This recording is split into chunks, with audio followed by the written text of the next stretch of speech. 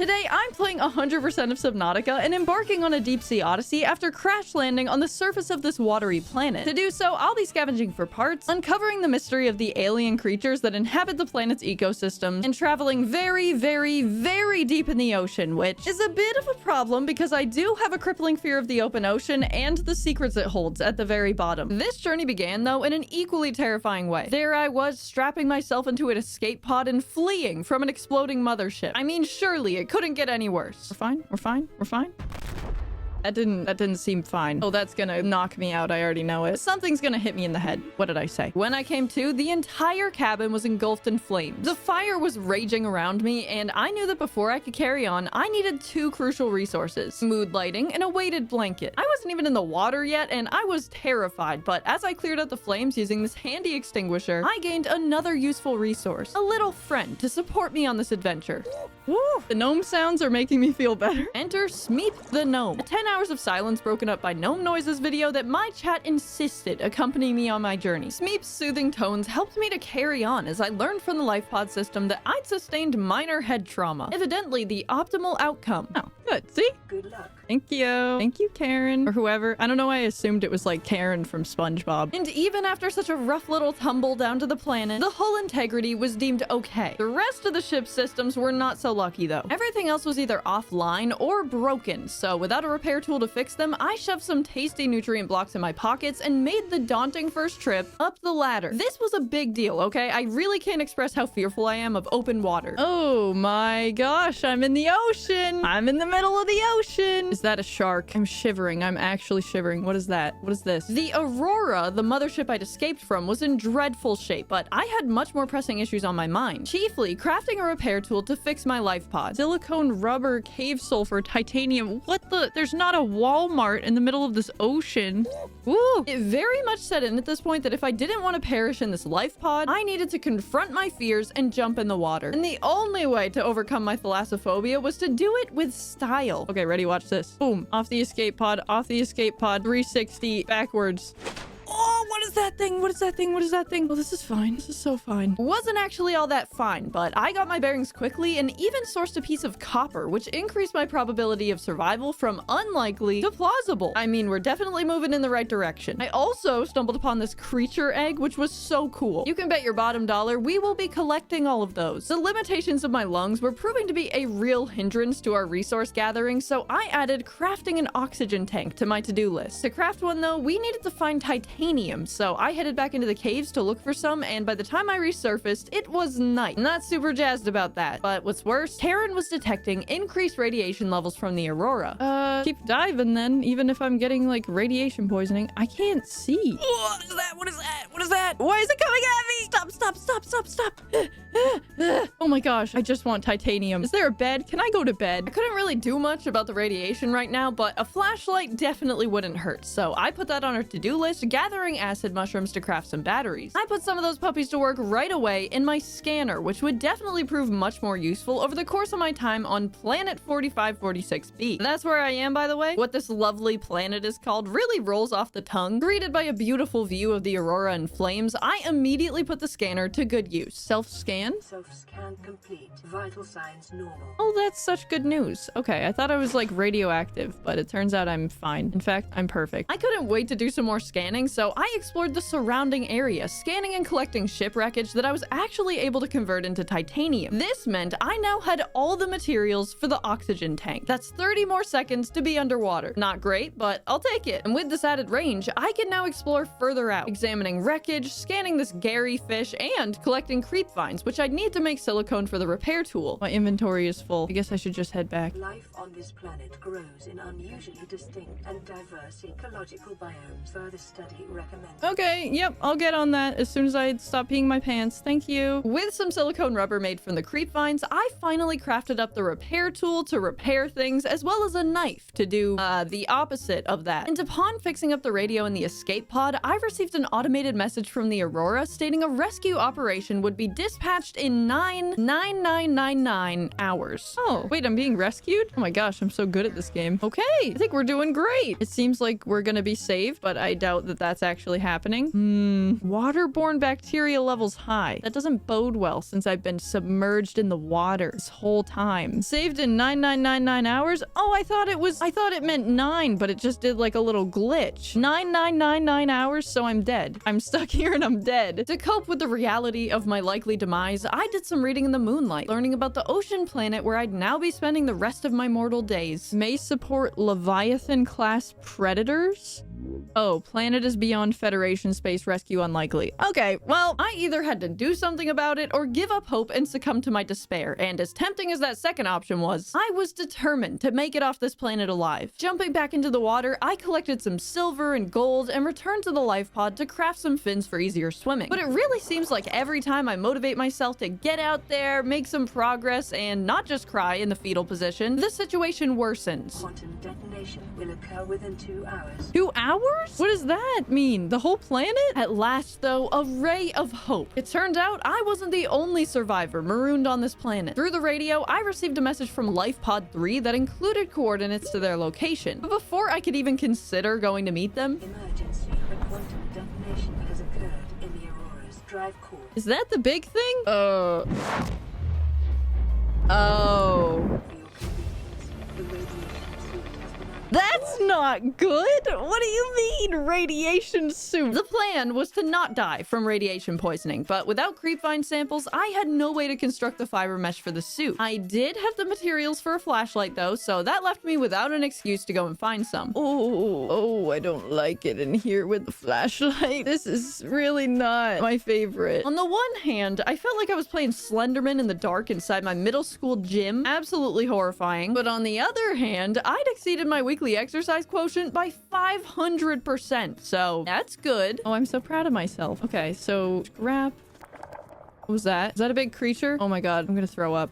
Oh, not now, no. Okay, I'm fine. I'm a grown woman. Okay, I'm going. Plunging through the darkness, I finally found the creep vines I was looking for, along with some lead, which allowed me to fashion a radiation suit. Space in my inventory was becoming as scarce a resource as any other, so I also made a locker for storage. Not really any good place to put it, so it's just gonna float around here for now. Another issue was food. Up until this point, I'd been subsisting on rotten peepers and nutrient blocks, so it was about time I looked around for a better meal, and I quickly stumbled upon the humble Gary fish. Oh, the Gary fish is so nutritious. That's what we're eating. I have a radio message. Somebody's here to save me. Aurora, do you read? Yes, I read. Miraculously, a trading ship called the Sunbeam had picked up the Aurora's SOS signal, and great news, I was gonna be rescued in a week. I can survive for a week. With a renewed sense of hope, I embarked on a nighttime survey of the surrounding fish. Shuttlebug? Well, that's kind of cute. Can I, like, eat it? No. Is it the base of the food chain? Oh, poor guy. I won't eat it. I'll leave it be. All right, I think I'm ready to go. We're gonna go on an adventure. Let's go find the distress signal. In no time, I made it to Life Pod 3 and quickly realized they were super dead. Sucks to suck, I guess. Before their untimely demise, though, they'd been working on building a Sea Glide, a handheld device for traveling through the water faster, and I desperately wanted one of those, so I put all my focus on scrounging around the seafloor in search of cargo boxes, eventually finding a Sea Glide fragment and unlocking the blueprint for fabricating it. Thankfully, I already had everything I needed to craft it, so I did just that.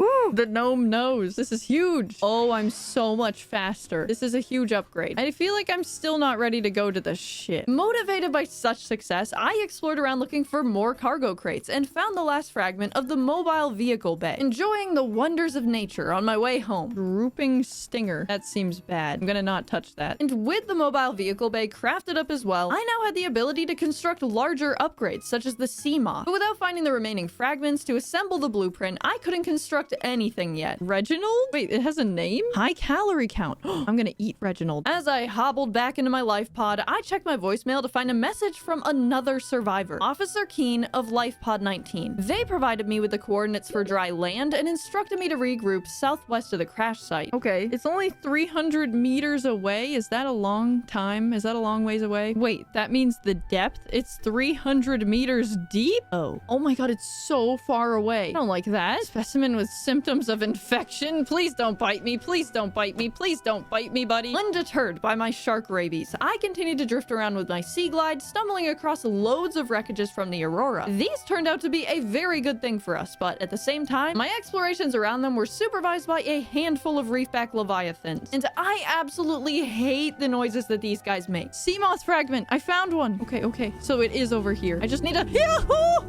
Give me away, give me away, give me away. I'm gonna scan it. Oh, don't make me. Oh, I don't like it. Oh. Upon scanning them, I learned they were actually docile vegetarians, which you love to see, but I was still horrified knowing there were probably creatures bigger than these guys that were nowhere near as nice, lurking somewhere in the depths. With some new parts found, I decided to head back to my life pod, and what do you know? Another voicemail. This one was from the guy on the Sunbeam, though. I guess he was just popping in to give me a little encouragement, a motivational quote. Genuinely, what does that even mean? Like, just pick me up. Just park the ship and pick me up. Why is he like, you know, we got a saying. You're only, like, genuinely, I would just love to go home. Much to my chagrin, though, the Sunbeam was still a ways away, so I continued on with the treacherous task of staying alive, catching garryfish and bladderfish for food and water. Fantastic news, though. While doing this, I located the last fragment for the Seamoth, and my super legit storage system happened to contain everything I needed to build it. Vehicle, Seamoth, personal propulsion. I just got an achievement. Oh my gosh. I have a ship?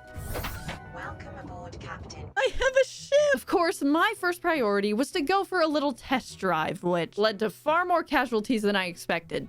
I'm hitting so many fish. I hit 400,000 subscribers too. Not with the ship though, like in real life. Truly a dream come true to reach this milestone while in the ocean at night, operating a submarine on an alien planet. But in celebration, I agreed to humor my chat and take a trip to the Aurora, which was probably the most terrifying thing I'd done yet.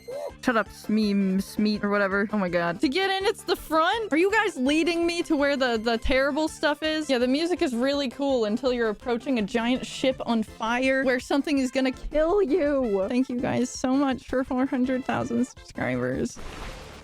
Ah! I need to turn it down. I don't even want to go over there. I actually don't. I'm not safe in the Seamoth. I'm gonna get killed. No. Shut up. Oh my god. Okay. Ah! What's happening? I don't want to see. I don't care. Just get me there. It was a traumatizing trip that will remain with me for the rest of my life, but somehow I had made it to the Aurora. Oh god, I hate my little shadow. Let me just say, not a nice place to be. I was instantly attacked by lethal surskits, the ship's structural integrity was low, and obviously everything was on fire. Ah, a beautiful day in Bikini Bottom. As it turned out, there wasn't much for me to actually do there. I needed a way to get through the blocked doors to proceed, so I headed back home, somehow avoiding the scary creatures of the wreckage a second time. My chat kept referring to some big frightening fish as it. I mean, I assumed it was one of those Leviathan class fish I'd read about all those days ago sitting in the moonlight, but it was far too menacing, so I decided to refer to them as Gladys. Ambling back into my life pod once again, I was greeted by yet another radio message awaiting me from the Sunbeam. Wait, Sunbeam will arrive in 40 minutes? Oh wait, oh no. Ideally, I'd like to get off this planet, like now-ish. Oh, there's land. This seems potentially very good. I have hope now. Oh my gosh, I'm on land. Let's see. The landing site is right here. Oh, but they're arriving in what is all of this? With 35 minutes to spare before the Sunbeam's arrival, I figured I'd do a bit of exploration and resource gathering in the nearby caves because, let's be honest, I didn't have a lot of faith that the Sunbeam even existed. Also, apparently I'm 3 million credits in debt. That's not good. The PDA was kind enough to mention that everything I gathered on this planet was Altera property, but who knows what the market value is on this baby? I figured an ominous purple tablet such as this one would no doubt be useful down the line. And with half an hour to kill before the Sunbeam arrived, I hatched a master plan. I am thinking that I'm gonna make a base. Yeah, making a base right before my rescuers arrive. Shows how much I believe in them. I need to see, this is why we need a base as well, is my storage is just not optimal. I mean, look at it. There's like random seeds floating here. It's just bad. I crafted up this the necessary materials, scoped out a nice spot, and set up a foundation. And when I returned to my life pod, there was but another distress signal waiting for me. All right, so we'll have to do that as well, but I'm getting off this planet in 14 minutes, so good luck. I'm not getting off this planet. I already know it. Still, though, I was holding out hope. And with 3 minutes left to spare, I trudged back to the alien building and used the purple tablet I'd found in this terminal, granting me access. Oh, I do not have the time for this. I'm leaving this planet in genuinely 3 minutes. My curiosity got the better of me, and I took a gander, but made sure to return to the beach in time for the Sunbeam's arrival. And as I was about to celebrate with a sip of tea from my comically large olive jar, the alien building started to move. Oh, that's a gun. That's a gun, isn't it? Oh, no, no. At least land somewhere near me so I can loot it. With one grandiose pew-pew, the Sunbeam, my last hope of escape, was no more. Couldn't have let me loot it. Couldn't have saved a scrap of titanium for me. The Aurora, now the Sunbeam. It felt like every ship entering the atmosphere was getting decimated by this alien gun building, so naturally, I decided to wander aimlessly inside of it. What is this? Ice cube. Oh, ion cube. I guess I'll take that. I feel like I shouldn't be holding this thing. Okay, so there's an upper engineering section and a control room. Could I fly this away? Can I fly the gun home? Sadly, the gun building would not be our ticket home, but I did find some neat things like this alien arch and the facility's energy core, which doubled as a very painful diagnostic test.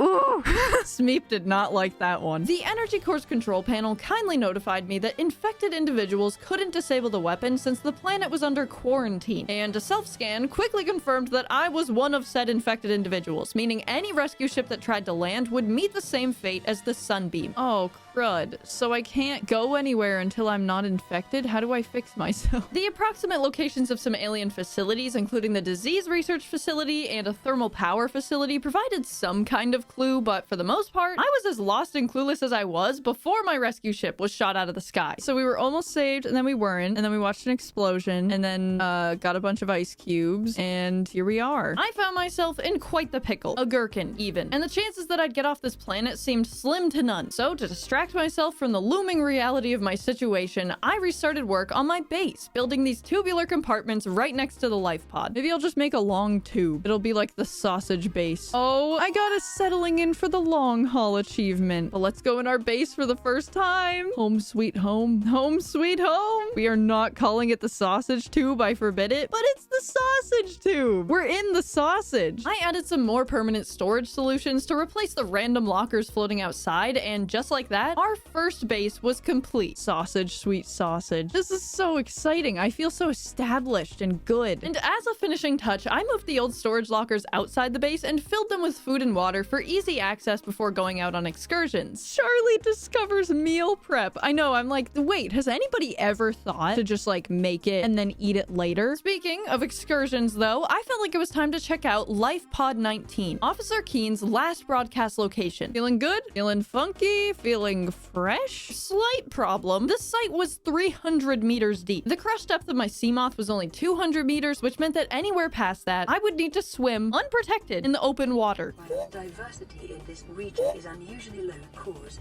unknown. Because there's a big predator! Because there's a big predator! Oh, jeez. Oh, I wonder why the biodiversity is low. I wonder. Just a lovely day in Bikini Bottom. I feel like that's my coping mechanism, is just pretending that this is like SpongeBob and I'm in Bikini Bottom and it's fine. Despite the frightening depth and the worry that a Gladys would attack me at any moment, Officer Keen had some cool stuff, including a fragment of the moon pool and the blueprint for a vehicle upgrade console. Something is eating me. Something is genuinely on me and it's eating me. Get off, little goblin. Look at this gold. Get away from me, dude. What are you? What was that? See, mommy. What? I didn't like it. I didn't like it. Took me a second to recover from whatever that was, but I felt a lot better looking through all the upgrades I'd unlocked, including some depth modules for the Seamoth. Oh, radio message. That's usually not a good thing. It was Altera HQ once again, notifying me that despite the calamitous explosion I'd witnessed, the Aurora's terminal was somehow still active. And they had uploaded blueprints in the captain's quarters that I could use to escape the planet and meet them for rescue. But as they transmitted this incredibly important message, freaking Becky was making a sandwich run. Oh my god, can you please? Can you please? I'm in a life or death situation right now. The code should be 26. 2769. The regular's just a ham and cheese. That was a whole fight that I witnessed. 2769? In all honesty, I was still a bit shaken up from my 300-meter adventure, and I wasn't keen to visit the Aurora anytime soon. So, as an alternative, I decided to try constructing the new moon pool I'd unlocked. I desperately wanted to join it to the side of my sausage, but because the moon pool deploys vehicles from the underside, I needed more space. Bigger sausage. And one whole day of building later, I got them connected up and admired my craftsmanship. Oh, I see now that it's flooding. Oh, I see. Wow, being a homeowner is so hard. With the holes patched up inside my sausage, I was able to dock my Seamoth into the moon pool and even installed the vehicle upgrade console. What should we name the submarine? Naturally, my chat decided to christen the vehicle the SS Smeep, and I changed its colors accordingly to match its namesake gnome. SS Smeep! Yes! The next step was to install some modules to beef up her depth, defense, and storage, but while I investigated how to do that, I found another radio message waiting for me. This time from Life Pod 4, which landed close to the Aurora and was plagued by big old fish in the surrounding waters. It's trying to make me see Gladys, and I don't. I'm going to the rendezvous point, thank you very much. Ooh. And Smeep agrees. Correct choice. Most joyously, the rendezvous point Officer Keen had transmitted to us was on dry land. A floating island lush with tropical flora. Jaffa Cup? Oh, like a little Jaffa cake. I was confused for a bit about how the island was floating until I found the little ancient floaters keeping it buoyant. I love assessment. Incredible. That was the assessment I came to as well. So that seemed bad. So the rendezvous didn't happen, but they intercepted a transmission from HQ, but then a Leviathan came. It seems bad. It seems like everybody's dying and dead and dying. At first, I assumed I was the only one who'd made it to the rendezvous point. What a fun word. Rendezvous? What is that, French? Beautiful. But as it turns out, I wasn't the only one here, or at least I hadn't been. This floating island was actually the former base for survivors of the Degasi, another ship that had crash landed 10 years prior. This is a sausage. An ancient sausage. There were a bunch of useful things to loot from the Degasi Habitat, including lantern fruit, grow beds, and a ton of lore. Marguerite and Father are now part of the ecosystem of this incredible planet. It's reassuring to know that when I go, I'll join them. Until then, there's always the view. Sorry, I feel like that guy was being so profound. He was like, yeah, they've become one with the planet, and one day I'll join them, but until then... And I'm just like, oh, multi-purpose room, Chinese potato. And most excitingly, large room partition, we got the walls! As I collected blueprints from the Degasi Habitat, I listened to the voice logs of their abandoned PDAs like they were really disjointed and confusing audiobooks. And essentially, this is the lore. Paul Torgal is the captain and owner of the Degasi, along with his son Bart and their mercenary protector, Marguerite. Paul is scared of everything and wants to stay on the floating island. Bart becomes like a farmer and tries to grow food, but way too slowly. And Marguerite insists on moving the habitat, eventually floating away in the carcass of a Reaper Leviathan. Girl boss. What's relevant to me, though, are the coordinates to a new habitat that Marguerite proposed. First things first, I offloaded all my new finds at our Wiener base, building some pots, planting the lantern fruit and Chinese potato, and watering them with some ocean water. And using the blueprints I'd found, I returned to the platform I'd set up a while back and built a large room for our next base. It took a bunch of materials. I actually had to head back to LifePod 19 to scavenge for some lithium, but I guess I was feeling a bit too safe approaching the Grand Reef because it was at the precipice of this cliff that I heard... I'm just gonna take a little Yui here. Thank you very much. I don't even know what that was. I just looking for lithium. Sorry. Goodbye.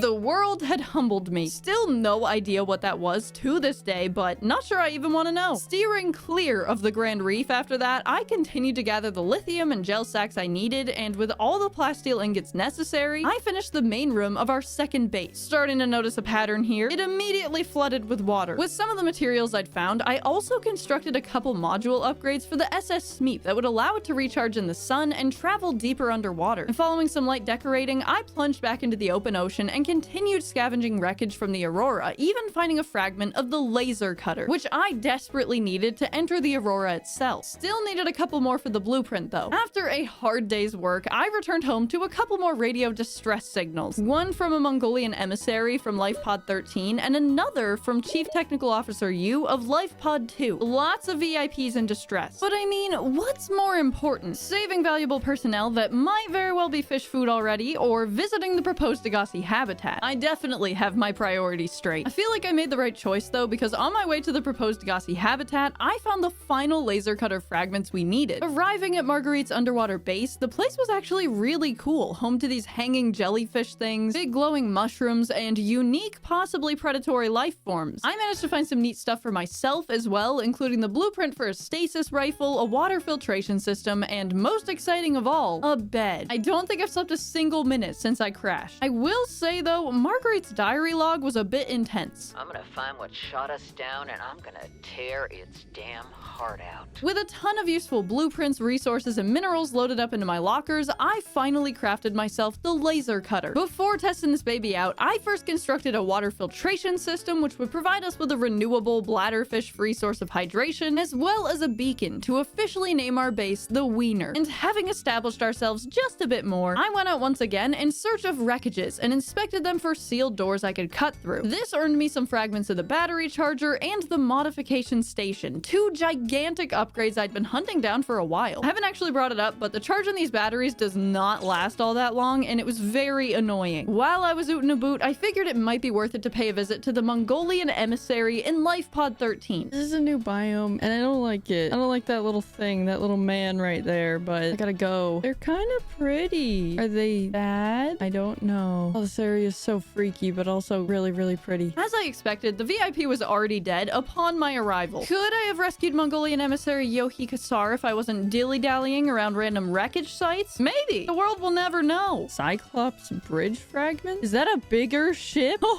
Big news, folks. There was an even larger vessel for us to pilot through the waters of this alien planet, and I was set on acquiring it as soon as possible. I continued swimming around scanning Cyclops fragments until I had the blueprints for the bridge and the hull. This left only the engine fragments left to find, and as I wandered around looking for them, I also kept my eyes peeled for modification station parts.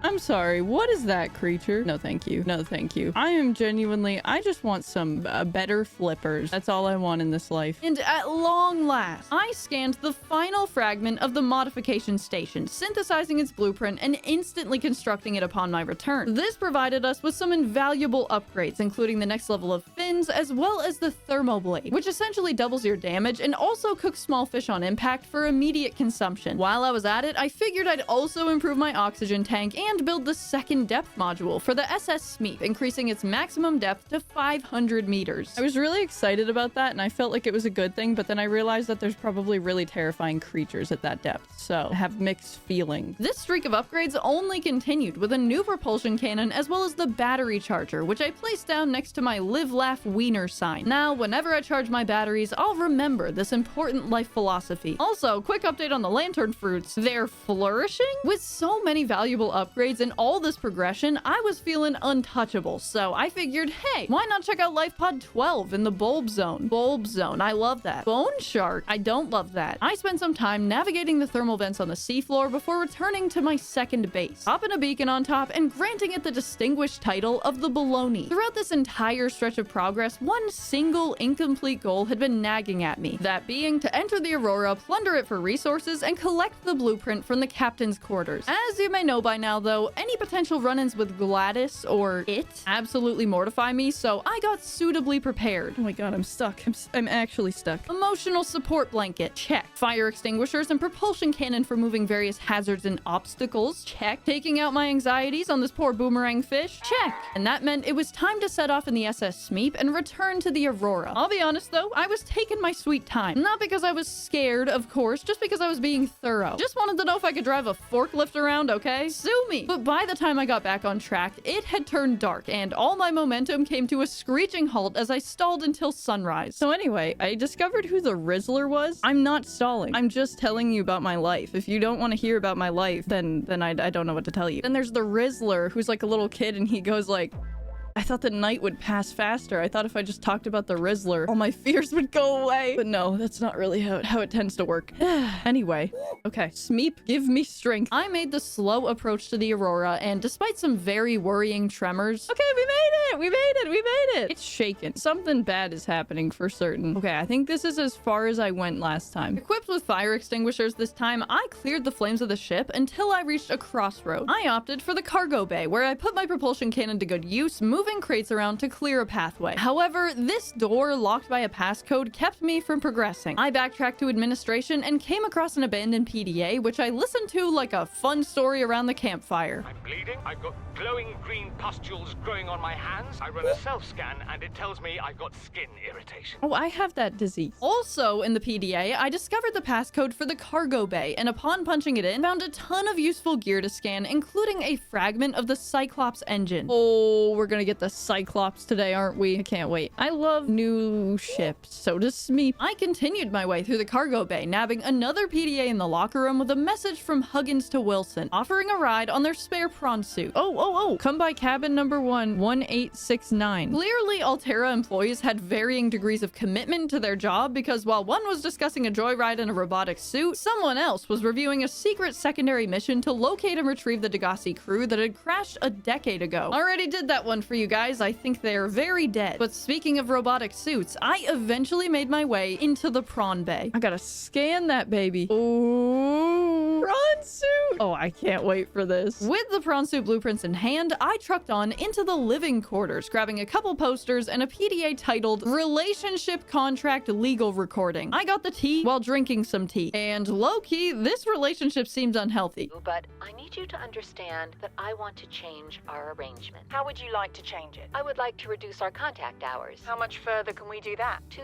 0. You're dumping me. I'm changing the terms of our relationship. How is it still a relationship if we don't see each other? It's a relationship of a kind. You have so many expectations. I feel you just want to spend more time with that dumb guy in his dumb robot suit. That's not a feeling, it's a judgment. And I feel hostility in what you're saying. Perhaps your jealousy is a sign that you need to take another look at your business model. Why can't you just be happy for me? I am happy for you. And I'm happy for all the guys in the prawn bay. I'm just not happy for me. This is why I want to change our arrangement. Whoa. Okay. Entering cabin 1, the location where Huggins asked Wilson to meet them for their prawn suit joyride. I scavenged a bunch of water. These people were hydrated, let me tell you. As well as another PDA, which contained an even more problematic view of relationships. Responsible, autonomous relationships. All the good things in life are commodities. We trade love just as we buy and sell stock. Oh my god. Okay. If one member of a relationship should feel threatened or jealous, they must look at their own business model and ask whether it is performing competitively. Oh my god. Jenny, chill. After acquiring this weird-looking plushie, I had finally arrived at the captain's quarters, the location where Altera HQ had sent the plans to get me off this planet. And upon accessing the data terminal, I downloaded the blueprints for the Neptune escape rocket. Oh yeah, this was my main mission on entering the Aurora, but as I tried to navigate my way out, I stumbled across the drive core, the location that had been damaged on impact and was leaking radiation into the environment. My PDA advised me not to attempt a repair without appropriate qualifications, but luckily, I'm the only person on this planet, meaning I'm also the most qualified one here. Repair tool in hand, I ran around patching up breaches in the drive core until the entire thing was sealed. Oh, extinction event avoided. Ow, can we? I just saved your life, I'll have you know. Get out of here. And lastly, I navigated this maze of wires and pipes, obtaining the black box for the Aurora. I think that's everything. I'm gonna head back to the Smeep, the SS Smeep. What a little vacation on the Aurora, am I right? I mean, I'd certainly learned quite a lot about Altera and their employees. They stay well hydrated, eat soup made out of tardigrades, fake their medical degrees, go on joyrides with company vehicles, and have a really screwed up view on relationships. Overall, A very educational trip to the Aurora, for sure. Now, to head home. I am not scared.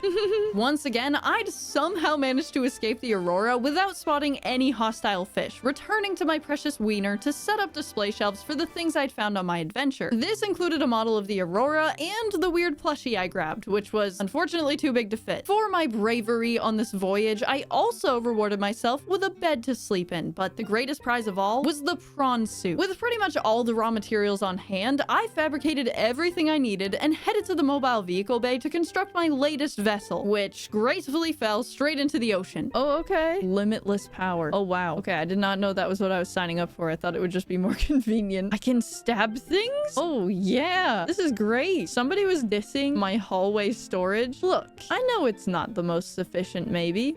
End of the sentence. I have no excuse. It's gonna be way better when I have posters up. Ready? Oh, that's so cool. And this one is really good too. Keep calm. Though I just returned from a harrowing voyage, I was already itching to get back out there. And for some reason, I thought it'd be a good idea to let my chat decide which location to investigate next. Okay, what did we choose? What did we choose? Proposed Degasi Habitat. Oh, Lord. Okay. Why are you saying nice things about me? Did you do something wrong? I appreciate it. It feels so suspicious though, you know? Like, is there a big fish at the Degasi Habitat? Why are you all saying we love you? It's like I'm about to die. I feel so unsettled. It's fine, Charlie. Okay. Well, if you say so. You've somehow avoided Gladys 3 times, all by accident. I think you'll be fine. That's true. I believe in myself. Oh, no. This is where I saw it. This is where I saw it. No. It was so big. No. Where you saw what? A huge creature. A huge creature. And I immediately said nope and took a Yui. I don't even know what it was because that was how fast I turned around. Okay, I'm very nervous, but I've got my blanket on. Ooh, is the volume a little loud for anybody else? Ooh, a sack. What? I'm struggling to get this sack. Oh, it's because I'm in a ship. I'm actually stupid. I'm so nervous that it's like malfunctioning my brain. Terrified, I steered the SS Smeep close to the walls of the seafloor to avoid any Gladys encounters and eventually made it to the proposed Degasi Habitat. Who the heck wanted to live here? All Torgans. Sorry. I'm so sorry. I didn't mean to do that. There's just a fish in front of me. What the freak? Hello there. What is that? Oh, brother, get me inside. Meet him inside. How do I get into this freaking thing? There's no entrance. There's actually genuinely no entrance. And you know, that's the thing that I freaking hate. What is happening? This is the end. Oh, is this the end? Hello, ma'am. Oh, no.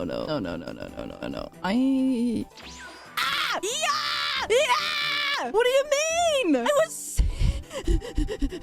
I'm so sorry. I'm literally not trying to scream, but I'm actually having a time right now. Where's the Seamoth? I don't see it. Did it break? Oh, geez. Oh, this is the end. I've never died before. What does death feel like? I feel like I've died emotionally, but not physically. What happens? Death, it turns out, is actually quite painless in Subnautica. Just a nice fade to black, and pretty inconsequential, too. Still had all my inventory items, but there were some more serious consequences that we'd need to address. Did we lose the SS Smeep? Oh, so there were 2 enemies there? So one of them pulled me out of my ship and threw me into a crab squid, and then the crab squid destroyed the SS Smeep and killed me? I'm gonna be honest, chat gave me like 4 play-by-plays of what occurred, and to this day, I'm still not 100% on what happened. What I do know, however, is that the loss of the SS Smeep was a tragedy. And I had all the upgrades in it. Oh my god. I had 4 upgrades, and I worked tirelessly to craft those. I will miss the SS Smeep. The SS Smeep can now SS sleep. I wish I had like a sad little song to play. Oh, Canada. Not like the Canadian national anthem is like a sad little song. It's just the first thing that came to my head, honestly. I'm in grief. All that progress we'd made looting the Aurora felt nullified by the sudden loss, and even though the blueprints for a literal escape rocket were sitting there in my PDA, I was busy gathering creep vines to craft the lubricant for another Seamoth. We constructed a second one pretty quickly though, and changed the color to a bold crimson red with blue accent, a callback to the gnomish colorway of the SS Smeep Jr.'s predecessor. May he never be forgotten. But constructing another Seamoth wasn't the problem. The real issue was refabricating the modules. I didn't think the storage was very like helpful. Hull reinforcement maybe would have helped. Stop comparing Smeep Jr. to his father. He is his own person. That's true. I apologize. Obviously, the upgraded depth modules were my first priority, but to get to the second one, I'd need enameled glass, which entailed hanging around some stalkers to pick up their teeth. Can I have a tooth, please, of yours? Become the tooth fairy? I mean, pretty much. I'm just kind of sitting here, you know? Jesus, that was so unnecessary. Jesus, I was literally observing the beauty of nature. Why did you have to do that? With a bit of patience, I sourced the teeth needed to make the depth module MK2, but the depth module MK3. Oh, I don't have enough rubies. Are you kidding me? I think I got to that point of frustration where instead of trying to address the issue, I just went to bed. One of those days. Oh, ow. I cracked my finger. For sleep in how many days? 45. That's not bad. No, that is bad. I still had plenty of materials to gather to obtain the upgrade modules for Smeep Jr., namely rubies. So I set off toward Life Pod 12, bounding around in the Prawn Suit until I realized... Oh, wait. This was the area with the big creature, wasn't it? Oh my glob. I'm gonna touch the butt. I don't want to touch it.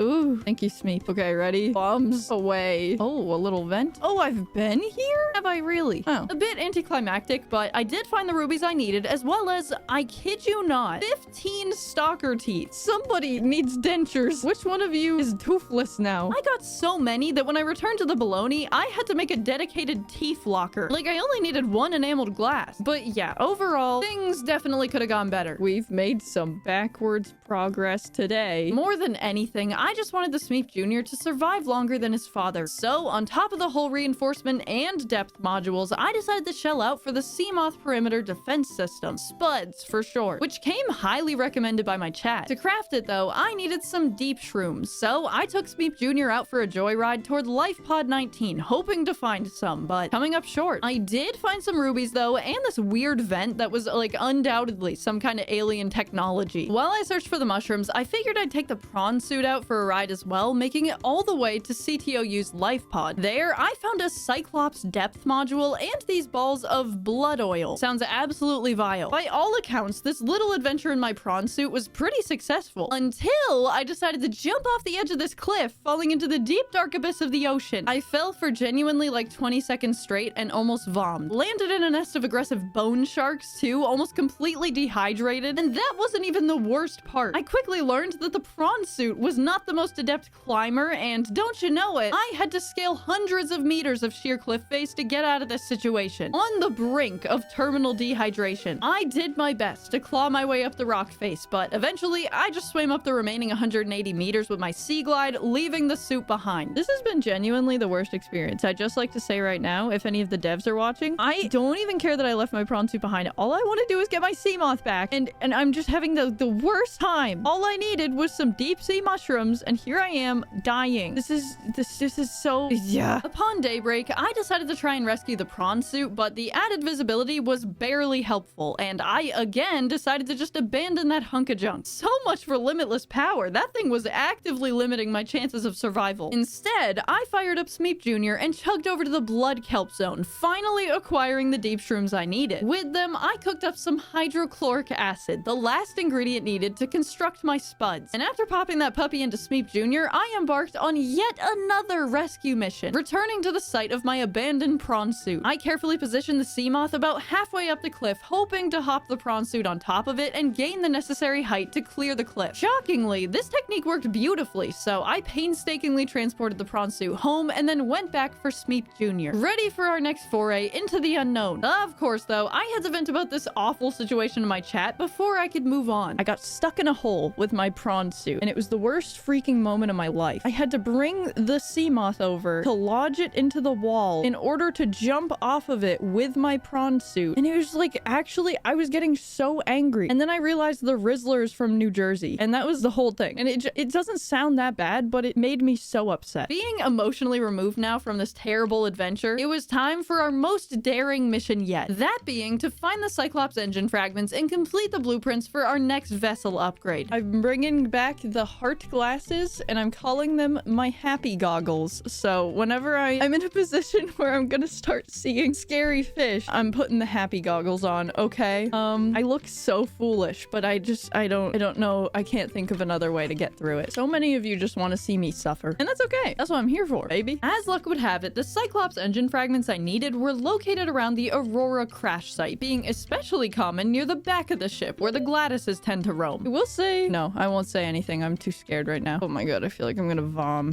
Oh, I thought that was one. It's just a little guy. Okay. I feel sick to my stomach. There's nothing here. There's nothing here. For some reason, I was having absolutely no luck finding the engine fragments. Was it for a lack of trying?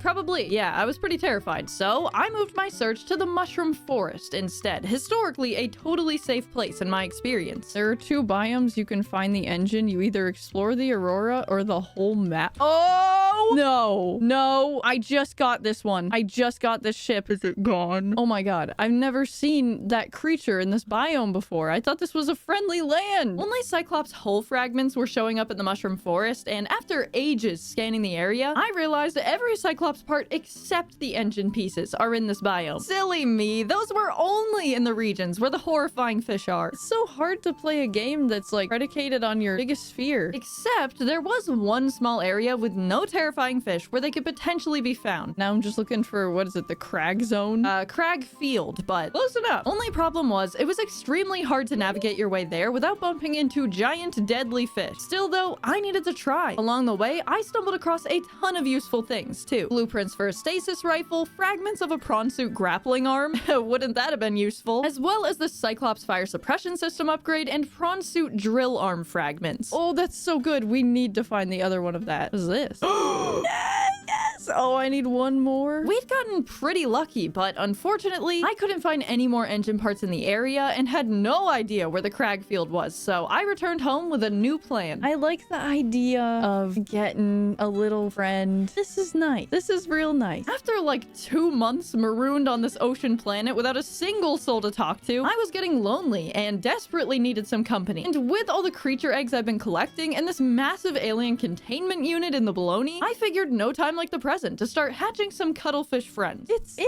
there. It's like wiggling around. It's so cute. Hi. And of course, I set up a poll to let my chat decide on this little guy's name. Smeep is at 85%. Oh my goodness. This is a brand new start for the family. But how exciting. I tossed a couple more eggs into our new aquarium, met Sweep and Swoop, and when I awoke from a much needed nap, my baby! Smeep!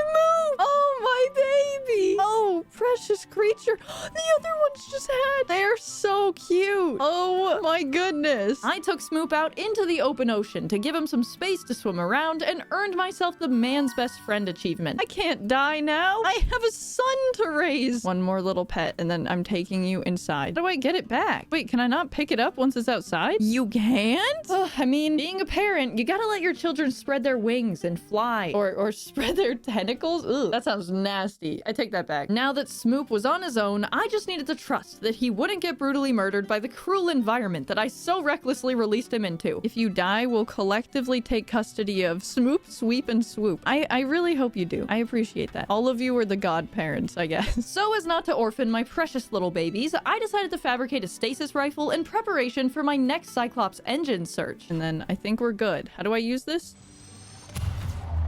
Oh, maybe I shouldn't have done that in the wiener. Freshly armed with this stun gun, I made the harrowing journey into the crash zone to search for the engine fragment. No more Cragfield funny business. And literally out of nowhere, I found an engine part, fully unlocking the blueprint for the Cyclops. Yes! Yes! We did it! Oh, get me out of here! Get me out of here! Let's go!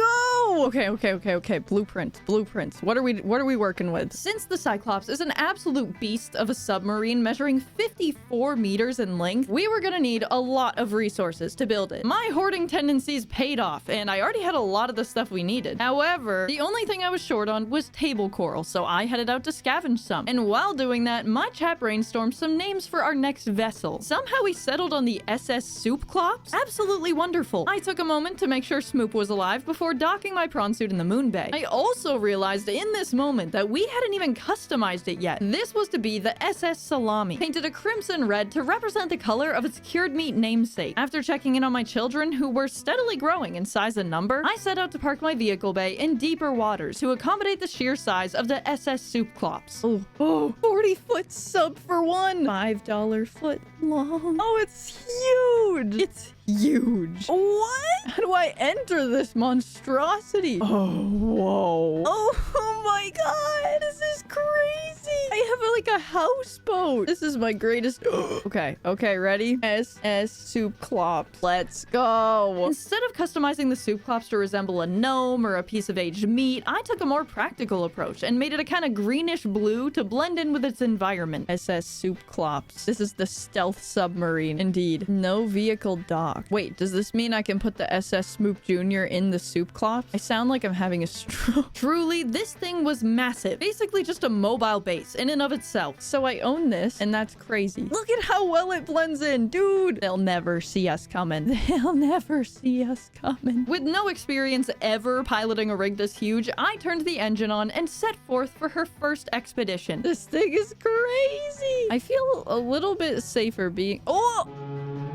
Maybe I shouldn't have done that. Feeling empowered by this beast of a submarine, I navigated the SS Cyclops down to the Deep Grand Reef to give the proposed Degasi Habitat another try. Are you kidding? It's still here? It's still here? What am I supposed to do? Literally, what am I supposed to do about that? They're fighting each other? Dude, I'm gonna die again. Oh, this is a bad situation I've gotten myself into. What do I do? Well, I did what I always do, which is run away from my problems. One issue, I had no idea how to do that. I don't know how to operate this thing. In the PDA thing, it was like, you need 3 men to operate this this vehicle. And I was like, okay, I'm gonna die again.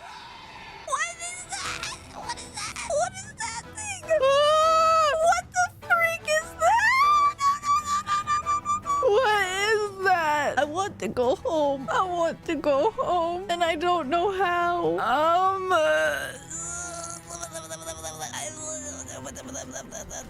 Wait, there's an egg in front of me? Wait, where? Is there actually? Wait, oh my god. Oh, I gotta go get it. Charlie, no? Wait, why? But I need the egg. Okay, we got an egg. We got an egg. That's good news. That's good news. This new egg brought me great joy, as well as the courage I needed to find my way home. Slowly, I navigated the Cyclops through the Deep Grand Reef until I made it up to the surface. I'm gonna say it. That was a harrowing first voyage for the good old SS Cyclops. On the brink of starvation this time, I like to shake things up. I cooked a spadefish with my thermal blade and shortly after, returned safely to my children, many of whom had hatched while I was gone. Well, now we have this thing. I literally don't know what that is. And I hate the way that it moves, if I'm being honest. The SS Cyclops, despite being inconveniently large, was by far our safest mode of transportation. Like, there was no way a crab squid could break this thing. But the thing we really needed was renewable food and water. I began setting it up like any other base, putting down plant pots to grow lantern fruit before setting off to find a power cell charger. Basically, power cells are the energy source the Cyclops, Prawn Suit, and Seamoth run on, so having an easy way to charge those would be essential. Ooh, that's so good. Wait, that's so good. Yes. Oh, we're in business, baby. I have so much stuff to craft. Like, a lot. With an advanced wiring kit fabricated, I proudly placed our new power cell charger in the Cyclops. And if you're already typing up a comment like, Charlie, it's stupid to have a power cell charger in the Cyclops until you get the thermal reactor upgrade. You're just charging old batteries with new batteries and charging those new old batteries with the old new batteries. Where am I? I would say, yes, you're absolutely correct, but I did not know this in the moment, okay? Ew, I hate the little crab squid. Oh, but I gotta love him too. I really can't make up my mind. Our next essential upgrade to shoot for was the grappling arm for the Prawn Suit, since the suit in its current form makes me feel actively bad, and I really wanted to feel the rush of limitless power everyone's always talking about. Critically, I was missing a bottle of benzene, which requires 3 blood oils to make, and for some reason, I couldn't locate the ones I'd found earlier. So, under the cover of night, I made my way through the mushroom forest on a mission to get some, picking up another creature egg with my little grabbers on the way. Excuse me? No, thank you. I quickly retreated to the baloney. Not entirely out of fear or panic, I'll have you know, but because I realized I could actually plant blood vines to produce infinite blood oil. And when I checked the SS Salami storage... Wait, what? No freaking... Oh my god. Yeah, the blood oil was there all along. I placed those suckers in the baloney's rooftop planters, and by nighttime, they had already begun sprouting. Also, look at how beautiful Smeep is, swimming in the moonlight. Precious creature. As the sun rose, I continued prepping the SS Cyclops to be a self-sustaining mobile base. With a battery charger, medical kit fabricator, 2 power cell chargers, and several lantern fruit trees in the back, life was good. In no time, too, my blood vines finally finished growing, allowing me to make the synthetic fibers for a reinforced dive suit, as well as the benzene for the Prawn Suit grappling arm. Before I could experience this limitless power, though, I had other important tasks to attend to, namely increasing the Cyclops' battery life. It was at this moment that I realized I was just infinitely looping my batteries by charging them on the ship, so I moved the power cell chargers into the baloney and then went on a mining expedition to gather more resources. And over the course of the next couple hours, I crafted up a bunch of power cells. I was going for sheer quantity here, and with almost 20 of them, I felt confident I could take this baby anywhere without running out of power. I loaded up some uranite crystals, ion cubes, purple tablets, as well as my propulsion cannon and stasis rifle just in case. It felt like the Prawn Suit made the most sense to dock in the vehicle bay, but before doing that, I took it for a little joyride to test out the grappling arm. It was quite fun. Did I experience a sense of limitless power? No, I felt more like a really clunky underwater Spider-Man, but still very enjoyable. This reminded me though that I still wanted to unlock the drill arm as well, so I went back out to search some nearby wreckages. Upon finding my first one, I enjoyed my goofy little shadow cutting into the door and found a light stick. Also stumbled upon the most ginormous Reaper Leviathan I'd seen in all my days playing this game and just kind of watched it swim around. It was honestly quite beautiful. Like, for some reason we coexist. We get along. But not too far away, I finally found the last fragment for the drill arm. A grappling hook on my left hand, a drill on my right. This Prawn Suit had definitely redeemed itself since almost leaving me for dead at the bottom of that cliff all those days ago. And with that, the SS Smeep Jr., SS Cyclops, and the SS Salami were basically fully kitted out, given the materials I had access to. But in order to find a cure for my space COVID, I was gonna need to go deep, deeper than I'd ever gone before. And for that reason, I prioritized the depth module and shield generator for the Cyclops. Also a decoy tube upgrade and some creature decoys. I figured an extra line of defense wouldn't hurt. Using the SS Salami's new drill arm, I could now mine resources from these bigger ore deposits, and let me tell you, within no time, I had all the upgrades I needed, including a lovely little bed and some emergency materials on board. Basically base building materials like stuff for a thermal plant, moon pool, multi-purpose room, all that jazz. I think that that's everything we need to do, you know? I don't know if there's anything I'm missing because I don't even know what I'm getting into. I just know I'm gonna go deep down in the water with the scary fish. Time to go, I guess. What? Why am I up here? How do I go down again? See. Oh, okay. That is just not that intuitive, but okay, here we go. We're descending. I'm gonna be completely honest. I did not have a clue where I was going. Some kind of alien disease research facility for sure, but how to get there was a whole different can of worms. I just followed my gut and headed back into the Deep Grand Reef, the only area I hadn't explored all that much. Smeep is feeling unsettled. I can parallel park, so getting through this can't be that bad, you know? Okay, we're doing good. We're doing good. Okay, chill. I'm not gonna go near the Degasi Habitat because that literally was the worst moment of my whole life. So I'm gonna just kind of go forward. This was not well thought out. I'm sure you can tell, but you know. Somehow, I managed to steer the Cyclops through all the glowing anchor pods, but that turned out to be the least of my problems. As the path narrowed, I switched my headlights on to see if I could spot a way forward or any potential dangers, and this turned out to be a mistake. Turn them off! Turn them off! I guess darkness is like the fear of the unknown, so it would be rational to keep the lights on. But in this case, seeing the underwater cave I was willingly steering myself into just triggered my panic response and caused me to accidentally deploy a creature decoy. What did that do? What did that do? Oh god. Turns out when you deploy one of those bad boys and don't move, predators find and attack your ship. Who knew? But I mean, inciting an attack on my own ship left me without many choices. Okay, we're going forward. We're going forward, friends. We're going in. And you know, I will figure it out once I get in there. Oh, yep. That's not. It'll be fine. Don't worry about it. I continued my path deeper into the Deep Grand Reef, flawlessly steering the unwieldy Cyclops through increasingly narrow openings. Flawlessly. Oh, that'll come right out. And eventually, I reached some kind of underwater river. Naturally, I followed its path and stumbled upon a massive skull, undoubtedly from some ancient Leviathan-class being. Oh, there's a crab squid right there!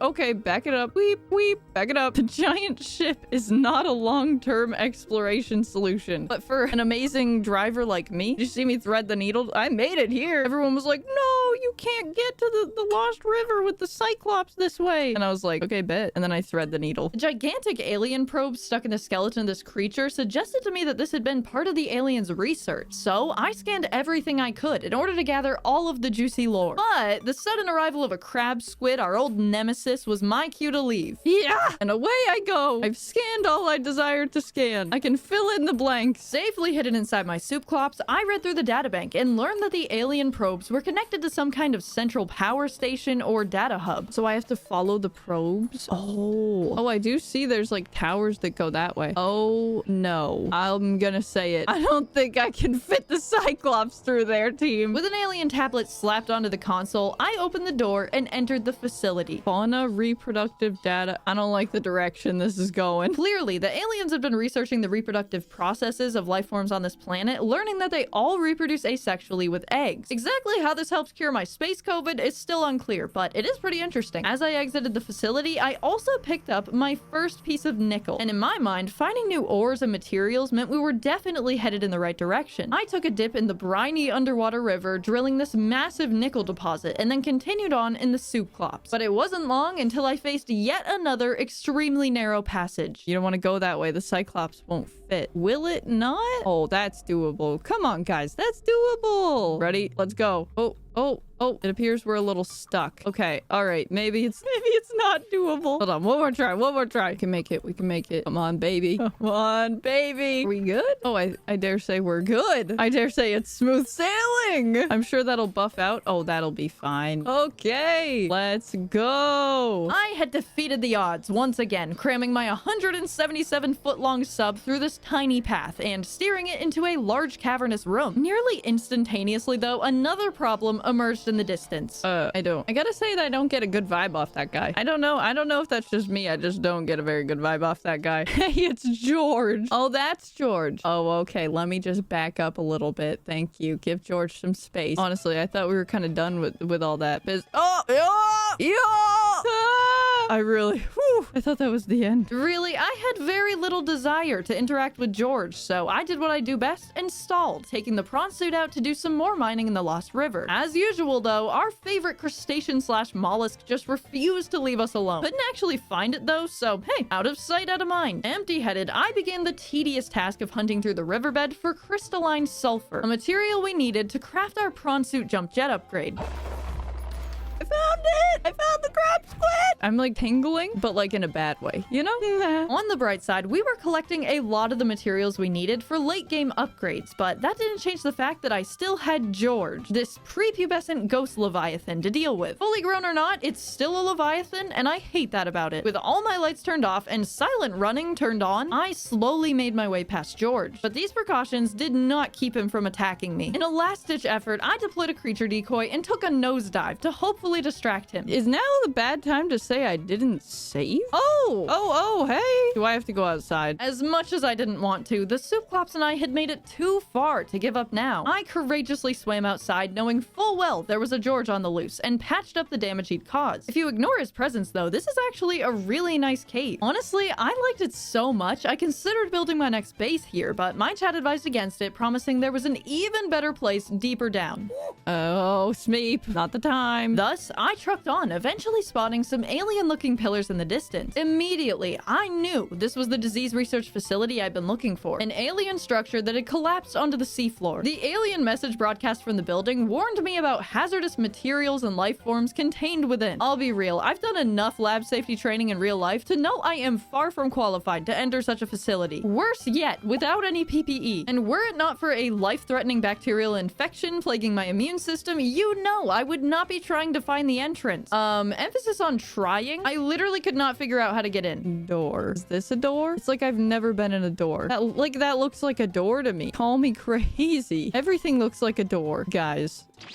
Ah! No! No! Oh, that's the door. Oh, come on. That's not a door. This is like a garage. Let's be honest. Can you please? At last, I was inside the research facility, which definitely looked worse for wear. My PDA was kind enough to notify me that the reinforced walls were meant to keep something out or contain something within. Whichever it was, I did not want to see it. I got right to work wandering aimlessly around the facility and nabbing the specimen research data from the terminal. But as always, my greatest weakness was egg. Oh no. What is this? Egg. Can I have it? Sea dragon egg. Let me have the freaking egg. Let me at it. I don't think I can grab the egg. If I could, I would. Even if it would come out and kill me. I am so dedicated to my little aquarium, you know? Oh, this looks like an... Oh, yeah. This looks like something that... Like a containment tank or something. Oh, don't like that. I continued on, exploring all the different rooms and coming across a bunch of warper parts hanging from the ceiling. Incredibly creepy. And before long, I found a data terminal containing a contagion profile of my infection, the a.k.a. bacterium. Very helpful. Very unhelpfully, though, the infection had actually spread to my skin and pulmonary system. Oh no! I'm diseased! With alien eczema actively ravaging my body, I started to pour through the databank of downloads to hopefully glean some kind of useful information on developing a vaccine. Your immune system is currently combating the infection at low efficacy. You may already be experiencing flu-like symptoms and skin irritation, but I truck on. Evidently, my first priority should be the abatement and eradication of the infection. Like, yeah, what do you think I've been doing this whole time? But it seemed like the primary way to approach this was to investigate how the creatures on this planet have learned to minimize the symptoms of infection. I skimmed over the damage report for this facility too. Actually, it was caused by a leviathan that was able to break the anchor system, causing the whole building to sink to the ocean floor, reach the containment unit, and presumably rescue its egg. You'll love to hear it. This was actually the attack that unleashed the a.k.a. bacterium into the local ecosystem, prompting the planetary quarantine protocol to come into effect. In other words, gun. But the a.k.a. contagion profile was way less helpful than I thought it'd be. It mostly just outlined the stages of infection. Turns out I'm at stage 2, green skin lesions and flu-like symptoms. Can't wait for the unpredictable alteration to my biological structure and the complete shutdown of my executive function. Not looking good for me. See Emperor. Bone samples from Emperor specimens indicate potential for Kara immunity. I need to see the big man for the vaccine. Single specimen captured for study at purpose-built containment facility constructed in volcanic region at depth 1.4 kilometers. Oh no. So what I'm getting is I have to go deeper. So this is where I am now, disease research facility. And now we need to go to the thermal power facility. I had many reasons not to travel to the volcanic region 1,400 meters below sea level. First of all, it's a volcanic region. Seems spicy. Second, it's way too deep for the SS Smeep Jr., the Salami, or even the Cyclops. And third, I am very afraid. Besides, I was still hauling around all the materials for building a base down here, and I was determined to find the beautiful area I'd heard tale of. This seems good. Oh, this seems bad. Or maybe good. I was quite lost, I'll admit, both physically and emotionally, and George's presence was not helping. George, dude, I thought we were chill. Literally, why, dude? Dude, leave me alone. We sat there together for so freaking long, and now you're gonna start a problem? Is that for real right now? Oh, yeah, that doesn't look good. Despite the George and all the warpers creeping around, I plucked up the courage to make the necessary repairs. Positive, the warper can't take me out of my ship if I'm not in it, so ha. One thing I forgot to mention, because I'd been experiencing my first George encounter, I'd had a radio message pop up as soon as I entered the Lost River. Unfortunately, I didn't think to add a radio to the Cyclops. The good news, though, I'd been scavenging for materials on the way down and only needed a single piece of copper to fabricate one, which is why I was so excited about this one piece of copper. Better yet, my chat informed me that I was getting really close to the prospective base site. To the right? I'm trusting everything you say. Now right again. I feel like I'm like listening to a GPS. At the big skeleton, turn right. And following my chat's instructions, I slowly saw it come into view. I found the tree! The tree! Okay, it's base building time, everyone. After all the times chat had done me wrong, leading me toward Gladys's and the like, they had finally pulled through. We had arrived in a beautiful, calm oasis, and here I built my multi-purpose room powered by a thermal plant stuck awkwardly on the side and a moon pool to dock my vehicles. There was a slight issue. The moon pool was 15 meters under the SS Salami's crush depth, so that wasn't very well thought out. But with the vehicle upgrade console set up, I could actually use the nickel I'd been gathering to fabricate a Prawn Suit depth module, allowing it to go as deep as 1,300 meters. With this new increased depth, I hopped into the SS Salami to go mining, collecting the gold I needed for another power cell charger for my base. And at last, with my new settlement established, I built my radio, allowing me to listen to our final message. That was literally worse than if it was just like, you're gonna die now. I worked so hard for that piece of copper, and I just turned the radio on and it goes, I freaking hate my life. I worked so hard for that. It's the warpers gossiping about you? They wouldn't. Well, maybe they would. Also, that thing I said about the big tree being a beautiful, calm oasis, scratch that. It's actually a breeding ground for ghost leviathan eggs. Is my house next to it a time bomb? One day, these cute little Giorgito Tic Tacs will grow into adult ghost leviathans, and hopefully, I will be in a rocket ship hurtling far away through outer space by then. In the meantime, though, I had some more upgrades to make, namely the Prawn Suit Jump Jet upgrade and the second Cyclops depth module. In order to upgrade this depth module, though, I actually needed the one currently being used inside the ship. So I yoinked it and scurried to my new base, fabricating the thing as fast as possible while my Cyclops slowly crushed under 400 extra meters of depth. To my surprise, though, when I put the depth module back in, I found that the ship barely even had a scratch. This thing is a tank. I tossed a fire suppression module in there for good measure before heading out once more in search of crystalline sulfur for the Prawn Suit jet upgrade. As I hunted, I also started to get really comfortable just maneuvering around the area. I slayed a creepy surskit in cold blood, scanned an entire sea dragon skeleton. Overall, just good vibes, but still no crystalline sulfur. I did find a massive silver outcrop, which I used to reload on creature decoys, as well as the materials to officially christen our new base, the Bratwurst. And shortly afterward, I obtained the last piece of crystalline sulfur we needed. With that, we'd upgraded our Prawn Suit and our Cyclops as much as we could for the time being, meaning today we're going deeper. Oh yeah, it looks terrible down there. Okay, I've never watched anybody play this game, but I get the feeling that this gigantic submarine is not meant to be here, but I'm gonna make it work, okay? I want to put the lights on, but I just feel like that's a horrible idea. I lowered further into the depths and was greeted by many new creatures, such as this lava larva that latched onto my windshield and started gulping down my energy. No thank you. We continued on into the darkness. It was basically pitch black until I saw some glowing orange in the distance. You're making so many friends. I hate it. Slowly, lava pools came into view and I started noticing the local fauna that lived around them. What's that? What is that? There were so many frightening creatures in my vicinity, but I had no choice except to equip my happy goggles and drop down in my prawn suit to scope out the area. And I know this place is called the inactive lava zone, but I mean, let's be real. Geologically speaking, this place seems plenty active. Finding nothing but a looming sense of dread, I returned to the safety of the Cyclops and continued onward. I feel sick to my stomach. I should explain, the reason I was freaking out so much wasn't because of the dark or the lava. That I could handle at this point. It was actually a fear of Ashley. And so my chat decided to name the Sea Dragon Leviathan, aka the largest, most aggressive Leviathan class predator in the game. Now keep in mind, I didn't know about the Sea Dragon Leviathan. I was just being told my imminent death was approaching. But like with the name Gladys, calling the creature Ashley was supposed to reduce my fear. Little did my chat know the name Ashley reminded me of the Ashley Furniture Store, the biggest furniture manufacturer in the world, which reminded me that this was the biggest aggressive fish in this world, which just perpetuated a cycle of fear. The warpers teleporting all around did not make me feel much better, but since they tend to spawn around alien bases, I at least knew I was heading in the right direction. Wait, is Ashley near here?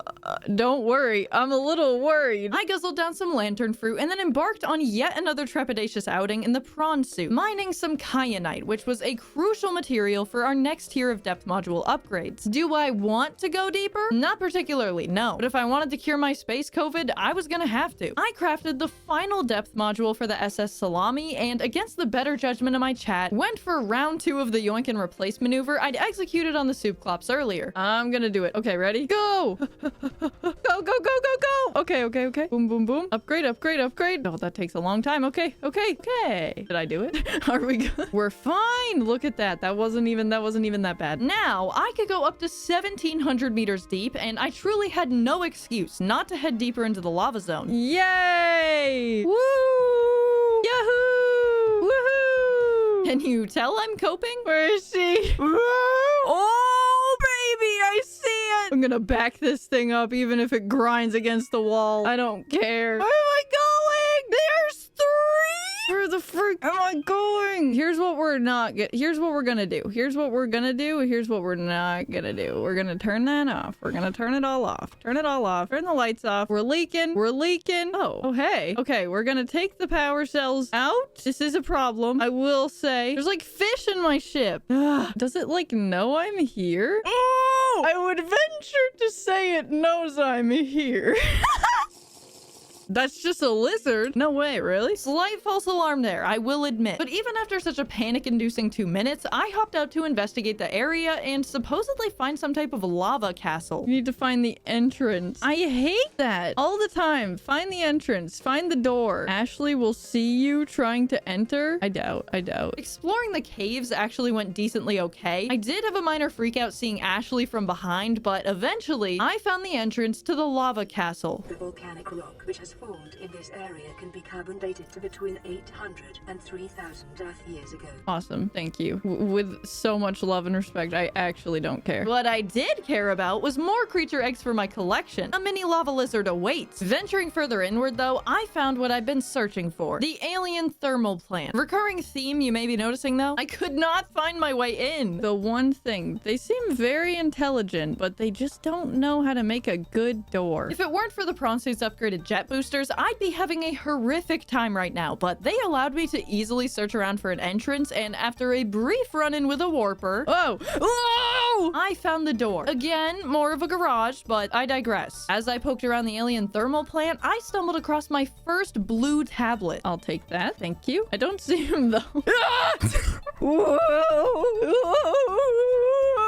Sea Mommy's messages were freaking me out, perhaps even more than Ashley. I pressed on, plopping a purple tablet into this terminal to gain access to the core of the thermal plant. As I downloaded the data from the terminal, I learned about alien ion power, and my PDA kindly synthesized some new blueprints for batteries and power cells that used ion cubes to last considerably longer. And using one of these ion cubes, I activated an alien arch, which turned out to be a portal to a familiar looking place, the gun building. Can I just go home? I must say, emerging from the absolute darkest depths of the ocean and walking on dry land again was a genuinely euphoric experience. It felt like I'd been underwater for weeks, but seeing the sky, feeling the sun on my face, stabbing a tree, all the pleasures of being above sea level made me never want to leave this island. And there was a chance I literally couldn't. Oh my gosh. I'm stuck on this rock, by the way. I'm really trying to move, but I cannot. Why am I so— Oh no! I think I might be here forever. Fortunately, I grappled out of the rock and braved my way through Gladys-infested waters to see a place I'd missed so dearly. The wiener! We're home! I'm so happy. I'm so happy. I took this opportunity to craft the thermal reactor for my prawn suit, which would keep the SS Salami charged in hot areas. But did I really want to put it to use in the lava zone? On the one hand, I'd be perfectly happy living out the rest of my days in the shallows, taking care of the wiener, and tending to my little creatures. But on the other hand, I had a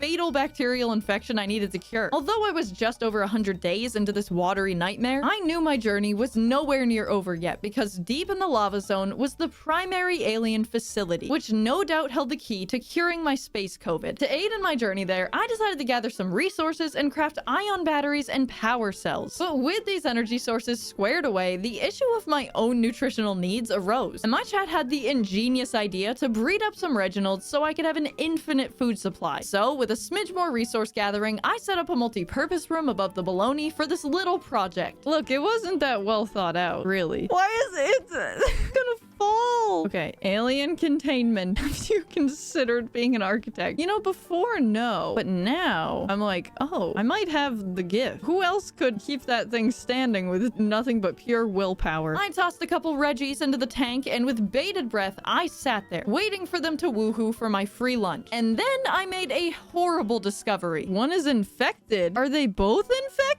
Did they get infected from you? Surely not. With my Reginald breeding program a downright failure, failure, I fed myself the old-fashioned way, even curing some for the long journey ahead of me. I bid my infected Reggies farewell before making the journey back to Gun Island. I was like, yay, I found it! And then I was like, back to the worst place on Earth. I immediately feel bad and unsafe. I want to say it was a straight shot from the alien thermal plant to the Cyclops, but this was unfortunately not the case. The journey being filled with anxiety and fear. What is that? What is that? What is that? I don't know. With one final terrifying push, I made it back to the SS Cyclops safely. A massive relief, to say the least. We have Reginald's, we have water, we have ion power cells. Life is good. Running on nothing but forced optimism, I whipped up another blue tablet and turned on the Cyclops engines once more, just praying that silent running would allow me to slip past any Ashleys undetected. Had some close calls, like swimming right next to me close, but as I neared the Bratwurst, the danger of Ashleys slowly morphed into the danger of George's. I remained surprisingly calm though, even as the Cyclops was being attacked, and sent out a creature decoy, giving me enough time to make my escape. And with the Cyclops parked safely by the Bratwurst, I repaired this giant hole that George had left before setting off in the Salami, determined to find the alien facility that would contain the cure to my infection. And before I knew it, I was in the lava lakes. I say before I knew it because I actually fell in accidentally, coming face to face with a warper, so that's always a jolly old time. Arriving at the shore of this giant lava lake, I spotted some smaller alien facilities, which I used as cover to hide from a ginormous, aggressive Ashley. A strategy that proved to be a complete and utter failure. While I was frantically dodging Ashley's fire attacks, Sea Mommy decided it was a great time to give me a ring. And I mean, it really felt like if a telepathic alien fish was saying they wanted to help me, I probably should steer clear. But with an outraged Ashley hot on my tail, I just booked it, running as fast as I could into the alien facility I'd been looking for. And I made it just in time to take cover behind the entrance's protective force field, but little did I know, I was waltzing right into the lair of Sea Mommy. Using the blue tablet I'd crafted earlier, I entered the building and was instantly greeted with some fantastic news. Everything had been terminated. The vaccine development program, the egg hatching project, even the live specimen were apparently killed off. Clearly, the aliens' experiments had failed, but I downloaded the Enzyme 42 project data anyway to see what I could learn. According to the data log, an indigenous Leviathan species was found to produce a substance that could inhibit the symptoms of the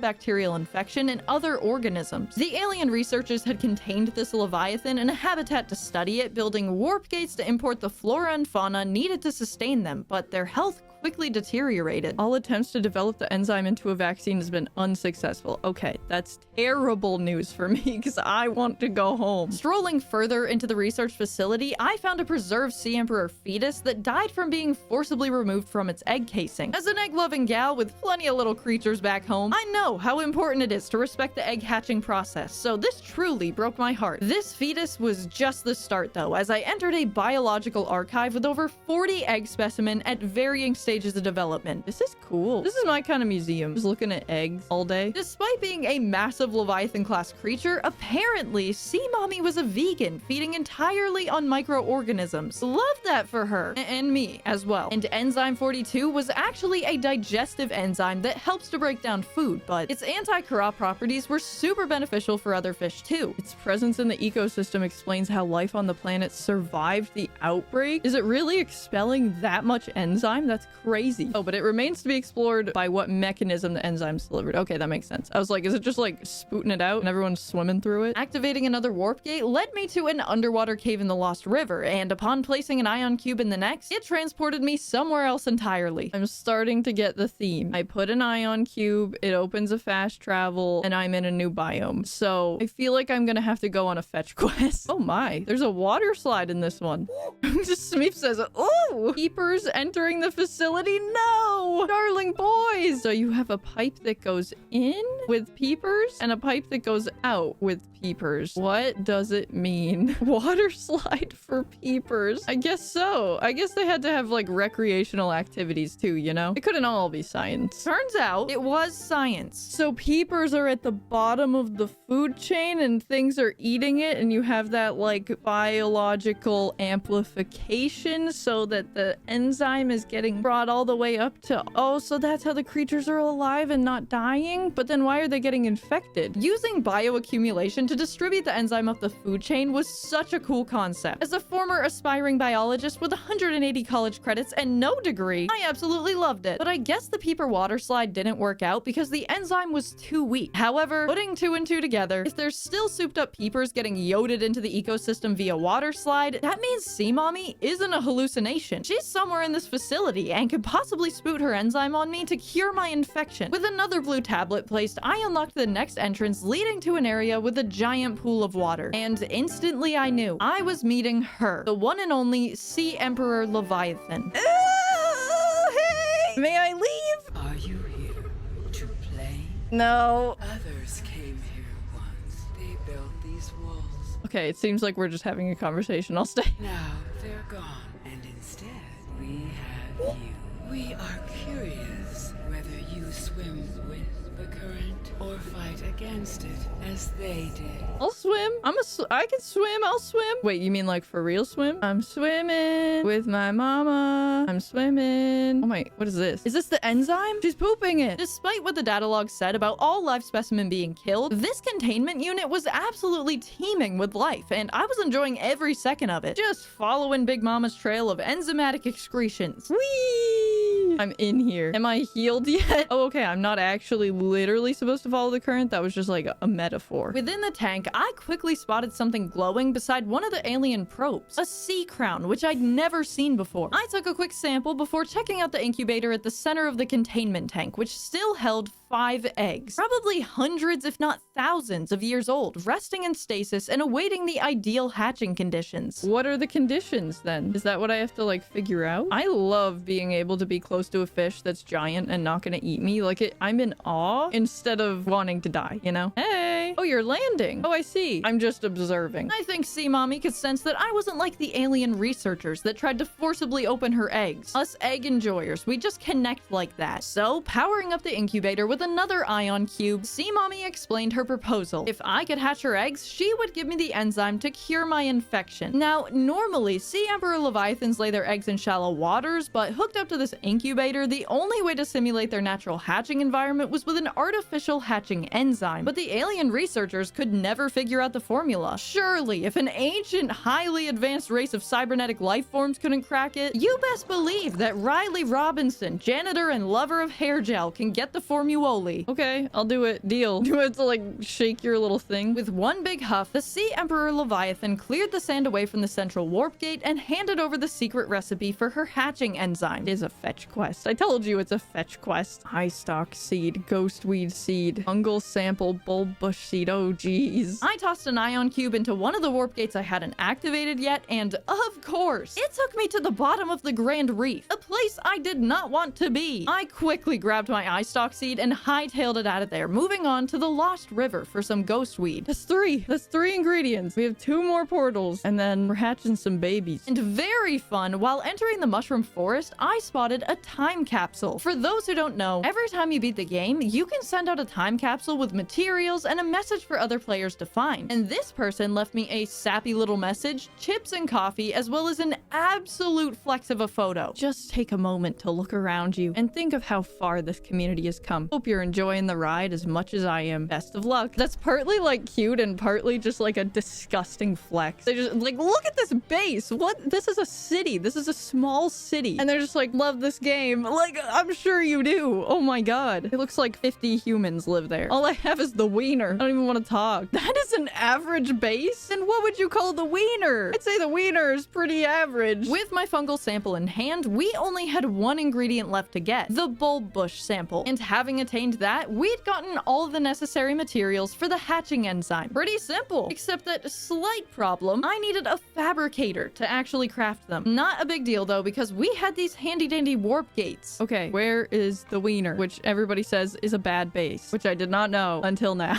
I I thought it was pretty solid. It's pretty handy, compact, a tube. I can store all the things I need. It's easy to find. Iconic shape, iconic name. Returning to probably the best base in Subnautica history, I cooked up the hatching enzyme and took the opportunity to check on my own egg hatching project. Smeep was still thriving out in the open ocean. I let Sweep out as well to keep him company and also to make room in the tank for the 2 remaining creature eggs we had yet to hatch, the ampheel and the crab snake. I really wanted to get these 2 eggs incubating before returning to the primary containment facility, so first thing, I jetted back to Marguerite's base where I nabbed a crab snake egg from this jelly shroom. Attack me if you will. I've already plundered my booty. I plopped that one in the tank before heading back to the bulb zone with 1 more egg to collect. Creature egg, you're right. Oh, we did it. The final egg being deposited in the aquarium, the ampheel. And then now we have gotten every single creature, so all we have left is to hatch the Sea Emperor Leviathan. Mama, I'm gonna hatch the babies. Carefully, I inserted the enzymes into the incubator and instantaneously, Oh, but they're cute. I watched as the baby sea emperors swam toward their extremely geriatric mother, scanning one of them for my personal records, and just like that, I'd rescued a species on the brink of extinction, reuniting a family in the process. Any comments, concerns? My young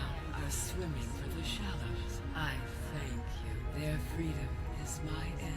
I listened as Sea Mommy contemplated her death and rebirth and then said her final goodbye. That was kind of beautiful. Can I have your stomach juices though, briefly? Just real quick. Is this the enzyme? May I suck it? Whoa. Whoa. Spray on shoes. Truly a historic moment. The successful cure to a disease that killed billions of aliens. Immortalized with a cloudy with a chance of meatballs reference. Optimal health, cure the infection. A quick self-scan and just like that, vital signs normal. No remaining signs of bacterial infection. I'm free. Oh my goodness. Before heading out, I nabbed some shiny peepers as souvenirs to remember this moment. Okay. I wish you the best. I hope that you're okay. Tearfully, I watched as the baby sea emperors swam freely through the open ocean. I just knew deep down Sea Mommy would have loved to see it. But when I re-entered the containment facility, not only did I break my wrist, but our beloved Mommy of the Sea was no more. After paying my respects, we took off in the Salami and entered the warp gate that led back to the Lost River. The idea was to meet up with the Cyclops and then transport both vessels to the surface. Are you kidding me right now? Brother, please. Give me some personal space. Is it coming for me? Oh, it is. Oh, it is. I'm home! I recognize this place. We're back! We did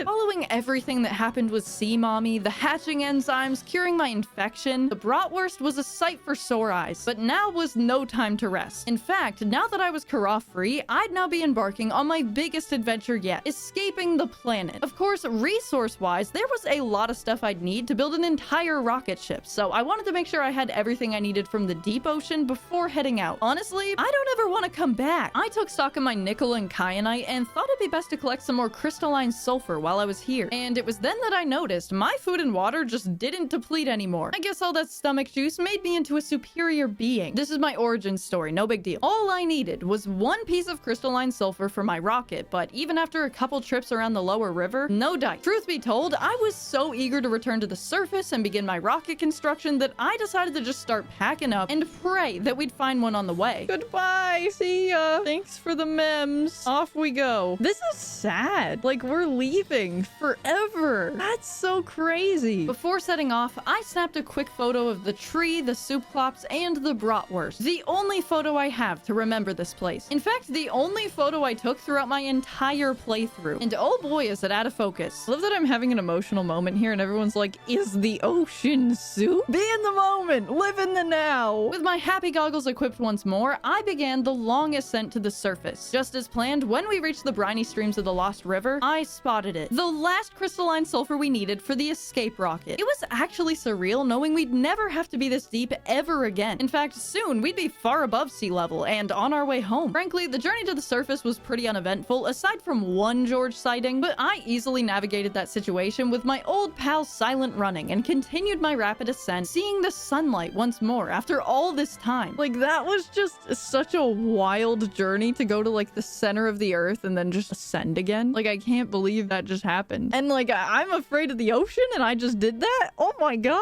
Only a couple in-game months ago, I was deathly afraid of these reefback leviathans, but now I'm piloting an entire submarine and casually casually driving right by them. Celebratory honks! Woo! And as a testament to my progress in the thalassophobia department, I decided to add another sub-goal to the list that would really bring this whole thing full circle and pay tribute to the support system that helped me make it through. I saw there's an item that's like a Markiplier doll, and it looks like Smeep. It looks like what I imagined Smeep to be. I'm pretty sure it's in like a terrible life pod that is like impossible to find and is in a horrible area. Sunk to 200 meters, 1 kilometer southwest of the Aurora's stern. Let's look up what stern means. Before embarking on this little mission, I checked on our aquarium, which was looking lively and packed as ever, and also took a peek at our Reginald tank, which had shockingly worked very well despite their infection. Still, I tossed my shiny peepers in there to cure them just for fun.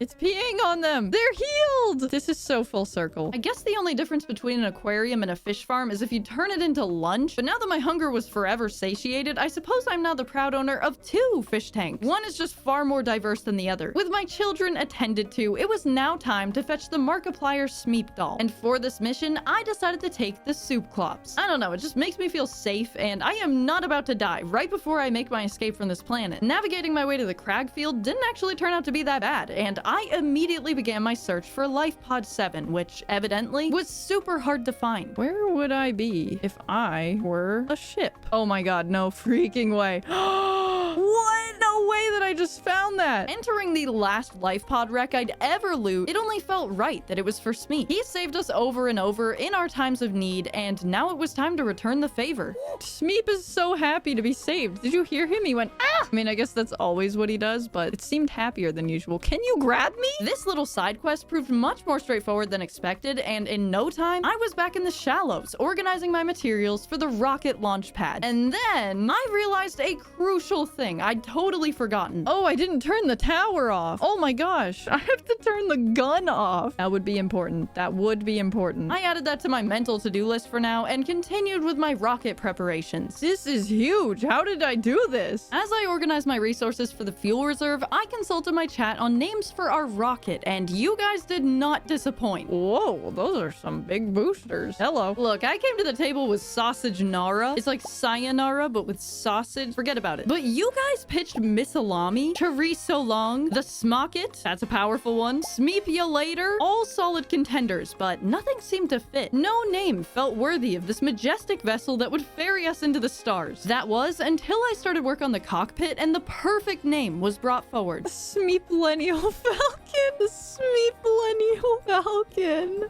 Ooh, Smeep is talkative now. I feel like Smeep knows we're going on an adventure. With the Cyclops shield generator that protected us through so much, alongside a plasteel ingot and some enameled glass, the final part of our rocket was complete. An absurdly large vehicle given the amount of materials I put into it, but hey, I won't complain. As long as it gets me off this planet, I'm a happy camper. Okay, let's customize this bad boy. Paying homage to our beloved emotional support gnome, I colored the rocket a distinguished blue with red accents. And now the only thing left was to name it. Okay, moment of truth. Smeep-lennial Falcon.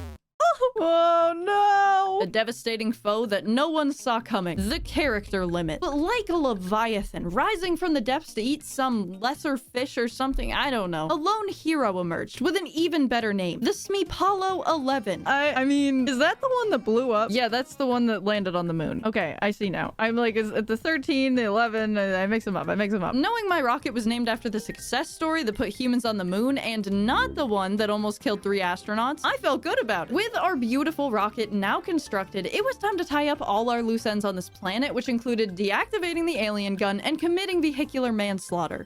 Okay, that sounds bad. Backtrack a bit. Basically, throughout our entire playthrough, I'd somehow been able to avoid any altercations with Gladys, aka the Reaper Leviathan. Basically like the scary fish of this game. Like, I'm either lucky, avoidant, or very intimidating, because I never even saw Gladys up close, and honestly, it just felt like my time on 4546B wouldn't even be be complete without it. So I made a promise to my chat that I would ram Gladys with the Cyclops before my time on this planet was done. Smeep, chill. You didn't have to like sound so on board with it. Oh my god. The Reaper's not finding me. I'm finding it. It's been hiding from me this whole playthrough. I hit one fish. That was practice. Watch out, buddy. Arriving on Gun Island, I shoved my hand into the terminal, and with one shot straight into my arm, it closed down completely. Why'd you have to turn all the lights off too? I still gotta get out of here. Having eliminated the risk of getting shot mid-flight by an alien gun, well, again, I could now move on to the exciting stuff. I'd actually repurposed the Cyclops' original shield for the Smeep Hollow, so I fabricated another one specifically for this voyage. And with that equipped, the mission was on. Find it, turn that on, and then boom. Truly, we had come full circle. When I first traversed these waters, I feared for my life, but now I am the aggressor. As I trawled through the kelp forest near the Aurora, I saw a dim yet familiar outline in the distance. Oh! Here we go! Here we go! Get back here! You come here? I have business to take care of. It just swam away. A quick action replay. I did in fact tap the Reaper. You can see right, wait for it, there, that I just barely made contact with her tail. Nothing worth submitting an insurance claim for, and probably not vehicular manslaughter, but by golly, I done it. It's just that we have a good relationship. You're just jealous because Gladys and I are like chilling. We're chilling. I told you, Gladys would never. I pulled up to the fight. Gladys ran. With the Smeep Hollow primed for takeoff, Gun Island deactivated, and the truth of my relationship with Gladys further obscured, it was time for my final preparations. Most of which included shoving all my fish into my pockets so I could take them with me. They may think they belong in the ocean, but they might like space better. Space, the largest ocean, the final frontier, so they say. They'll love it. It's just like here, but bigger. How do I board this thing, by the way? Do I have to go up the girder or whatever it's called? Sure enough, there was a fancy little elevator that transported me up to the gantry, and from there, I caught my first glimpse of the Smeep Hollow's interior. And with growing excitement, I tossed my children into the cargo holds. We gotta name these guys. This is Freddy. I let my chat choose the rest of the names for all the fish, and they really did not disappoint. Like, they had a whole spreadsheet and everything. So, meet Spleep, Spoon, Speed, and Sloob. Obviously, we had to get Markiplier on board with us too, but devastating news, we couldn't build him on the ship. After all of that effort? No! While I wrangled the rest of my beautiful children, I thought about where to put Markiplier and settled on this beautiful view of the ocean. If the Baloney's walls hold up, and it does not have the track record to support that, let's be honest, Markiplier can spend the rest of his days watching Smeep sweep and swoop do whatever it is that cuttlefish do. Are you happy, my darling child? Seems like he's contemplating his existence. Back in the Smeep Hollow, I dropped off Sleeb, Sneem, Snoob, and Scoot, leaving just one final trip to the Baloney for the last round of our children, bidding Markiplier and our cuttlefish a tearful goodbye. He looks so depressed. Say farewell! It's kind of creepy. Oh no! Goodbye, my children. I'll miss you so much. I hope that you're happy. Take care of the wiener for me. And of course, I could not forget about the Reginalds. Originally a food source, but now pets like any other. I took the two originals to live with us on the rocket. How did I know which was which? Don't ask. No one knows a child like their mother. And with enough space for one more creature, I gave the seat to the crab squid. Originally a fearsome enemy. So here's the lineup. Spleep, Spoon, Speed, Sloob, Sleeb, Sneem, Snoob, Scoot, and finally Richard, the crab squid. And then these guys are just gonna stay in my pockets, and that's just the way it's gonna be. I prepared the rocket for launch, which mostly involved flipping a bunch of switches. I don't know how to fly a rocket, I just realized. But if surviving this ocean planet has taught me anything, it's that my ineptitude should never hold me back.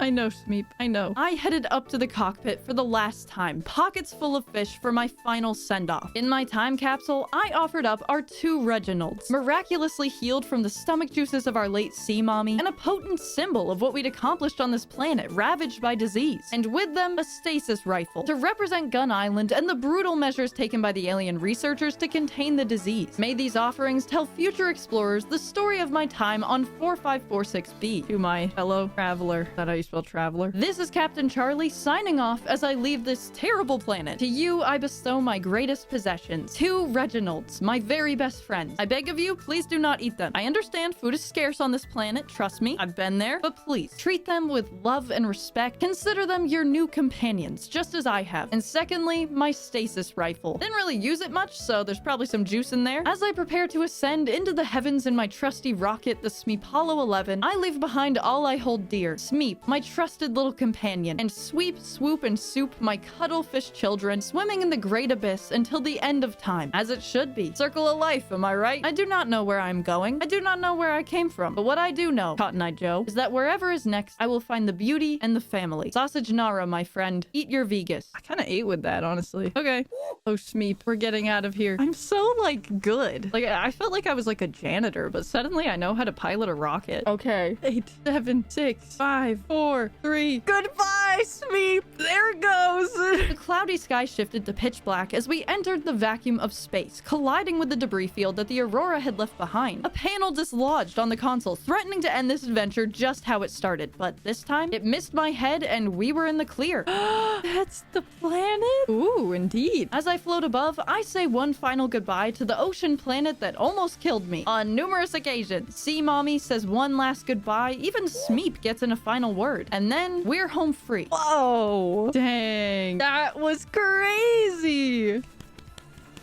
That was so fun. That was so good. Welcome home to Alterra. Permission to land will be granted once you have settled your outstanding balance of 1 trillion credits. I am in debt. Would have rather gotten eaten by the fish. And just like that, we had reached 100% of Subnautica, collecting all 17 achievements, curing my alien infection, and conquering my fear of the ocean, all while racking up millions of credits of debt. Thank you so much for watching this video. I really hope you enjoyed it, and if you did, consider watching one of these 2 videos right here. I guarantee there will be an equally fun time, and I will see you there. Bye!